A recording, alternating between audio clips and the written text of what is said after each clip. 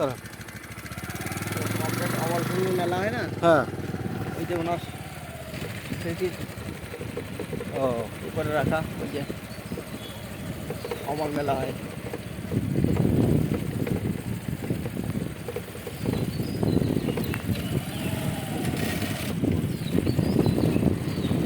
মন্দির এটা বাহ মারাত্মক মন্দির না রে, বিশাল অনুষ্ঠান হয় না এখানে। এখনো মূর্তি রয়েছে মা প্রতিমা আগে 5 তারিখ ও আচ্ছা আচ্ছা